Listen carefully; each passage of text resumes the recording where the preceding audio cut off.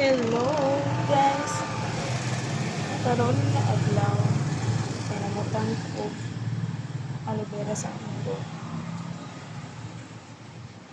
kay nag-herbal ko after delivery. So any tips for herbal? Actually gagamit na ko og argan oil. Kaso nag-herbal man gyapon ko. Na-try na ko ibang na mga remedy. Diba? Diba ang uban nila gamit sila kuan? Simuya, I don't know kung isa lang yung term ano sa uban. And then katong dahon sa bugamel na dokon. Tapos ang katuang iyahang duga mo ibutang sa buhok. Pero kay wala mo ko sa bukid. And ako'y tanong na aloe vera. So, ng aloe vera mask ko.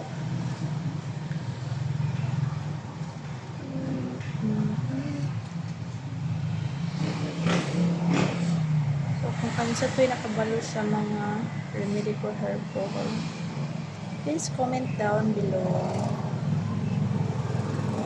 Actually, na ako pinadunggan nga ang kuan daw. Sa to siya nga, nalimot ko eh. Hindi mo ako isaling.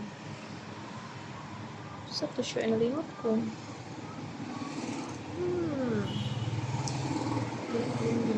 Huwag na siya ako natural cream. Leon.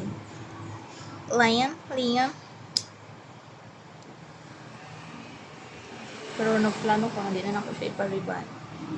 Ako naman siyang pataason. Actually, nice na siya eh. Ipataas. Kaya mura na siya o. Kung ang tuyo, pag-curl.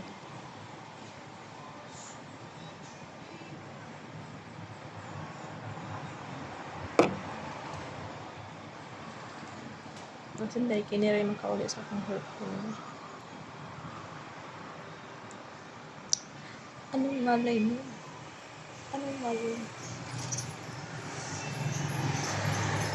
Tapos ibabad ako siya with mga 15 minutes. I have to maligo. Then we'll see. Ako na siyang buhaton everyday. For maybe mga 1 month shadow. Shadow. Di mo effect. Grabe na ba? Actually, ganina ako namutang anin. Dito din ako nabutang sa akong anit. Para ma-absorb sa akong buhok. Sige, tama na siguro. So, thank you for watching. Please like and subscribe. We love you all.